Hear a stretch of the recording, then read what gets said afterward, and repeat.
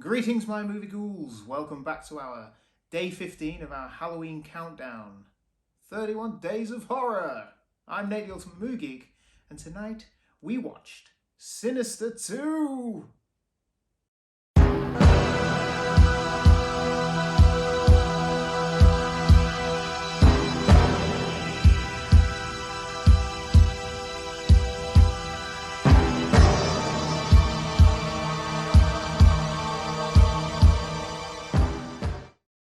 Directed by Kieran Foy and written by Scott Derrickson, who people will know, who you yourself will know, directed the first Doctor Strange film.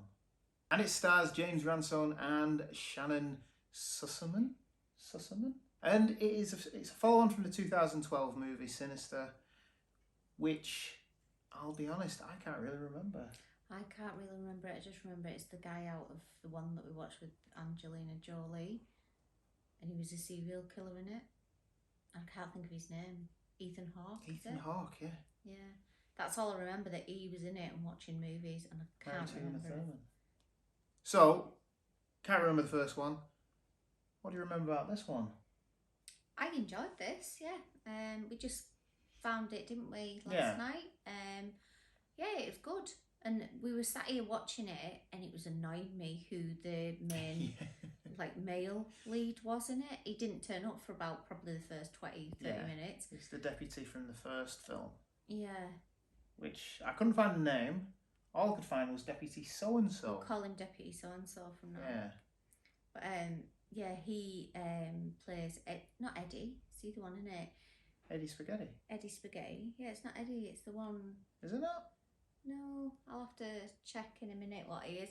Out of It, the remake of It. And it's the one who his mum wraps him in cotton wool. Eddie Spaghetti. Is it Eddie? Yeah. Oh, I thought Eddie was the other one. No, he's the one who gets vomited on by the zombie. Yeah, he's dead funny in that leper. film. Yeah. Yeah, so it's the same actor. And yeah, it was it started off a bit a typical, I don't know, like you thought it was going to be some sort of slasher with some, you didn't even know, I couldn't remember Sinister, so I was thinking, is it just a weird guy who follows people, who videos people? Yeah, and, makes snuff movies. Because there are really horrible people out there. And it's not, it's about the boogeyman, really. Who they call Bagul. Yeah, he's like some sort of demon or whatever he is. And the movies that are being made are all by children who've sort of come under whatever reason his spell, and they kind of drug the families, and then you just they set it up. Yeah, so it's like different home movies, like Christmas Morning, which was one that was in this Fishing film. Trip. Fishing Trip, yeah, that was gross. Yeah, Sunday Mass, and yeah, there was a few. And this story is a woman who's running from her ex-husband who is abusive. And I don't think she's gone particularly far, but she's probably driven, I don't know, across state or something. He says that there'll be several states where you can't get away from me, because he knows everyone. He knows, he's from a rich family, but she's got twin boys, and she ends up on a farm in the middle of nowhere, and she's sort of like painting. There's a church sort of. She's restoring. Yeah, she's painting furniture and repairing things in the church, and the kids are there, and one of the children you quite quickly see is able to see people that have passed over, Dylan. And one of the twins is a little bit more rowdy than the other, Dylan, the quieter one. Zach. Yeah, and he's the one who's been, you sort of find out later, he'd been beaten by his dad quite badly, so he's very nervous. And it kind of goes from there. He starts watching the spirits won't let him rest of children. They're constantly at him. Yeah. Asking him to watch the movies, and it's like a hidden room in a cellar with, what is it called? It's not Super 8. It's a 16mm.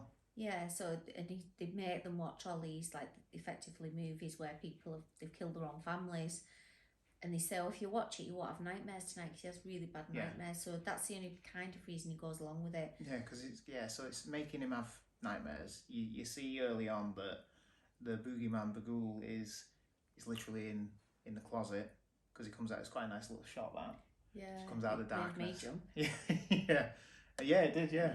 And then, because he's having these nightmares that they're making him have, they say, well, the only way to get rid of it is to watch these. And it is, any right-minded person would be like, well, as soon as you see a ghost, you'd be like, out of there. But but you're watching these things, you're like, no, I'm not watching this crap. Yeah, and his mum sort of doesn't really know anything that's going on. I don't really know where she is, whether she's in bed or... No, it's in the middle of the night, isn't it? Yeah, so it's sneaking down. And the other brother seems oblivious, but then midway through he sort of says to him, I can see them too, you know. You're not special. Yeah, you're not special, I just ignore them. So there's clearly a rift between them two. Yeah, and I think possibly because the other brother wasn't hit, and is it Zach was? Yeah. No, Dylan. Sorry, yeah. Dylan was the meek good one, we'll say. And Zach was the... And I think maybe there's a bit of harbouring of bad feelings that because the mum took both boys and ran off, I think the other twin probably feels that, oh, well, it was because of him, because Dad had to hit, you know, Dad hit him. And it is, and the ex-partner shows up a couple of times, absolute arsehole of a man. He just doesn't deserve the air he breathes. I mean, the actor was very good because you really detested him. Yeah, he was, yeah. And it's interesting, and Deputy so-and-so, Eddie, can maybe call him. Eddie Spaghetti. Eddie Spaghetti. I do not. He No. does, he sort of...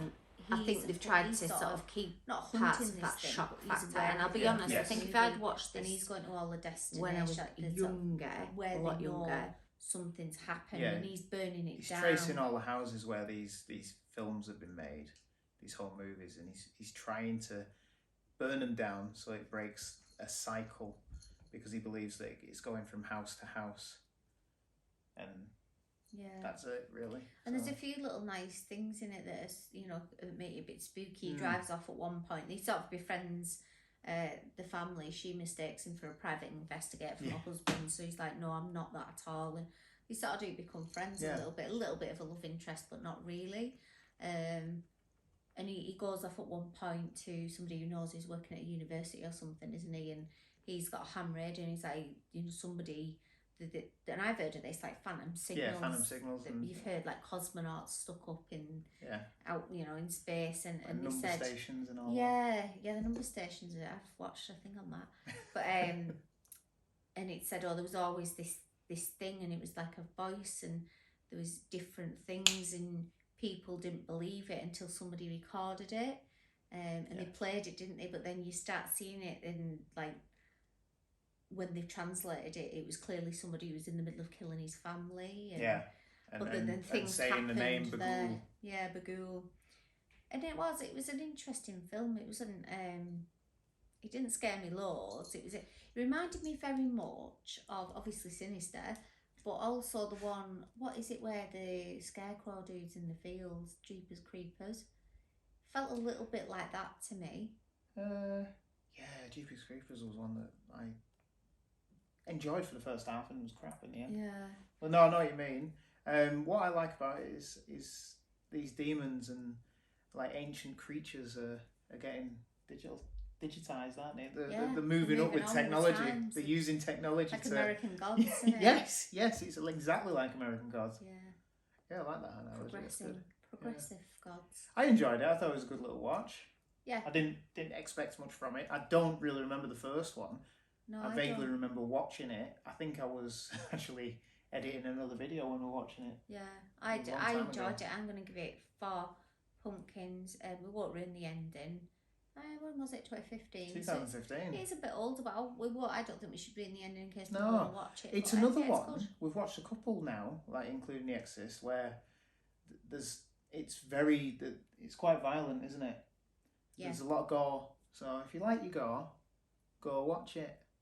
Yeah, some of the things, because they obviously, you watch the movies that have been made by the kids, and some of them are quite disturbing.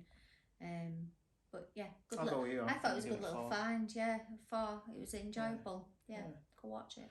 Oh well, I'm Nate Nielsen, Movie Geek. You're Mrs. Movie Geek. Mm-hmm. Someone said you're doing more reviews and reviewing than me. Just because I talk so much. You do.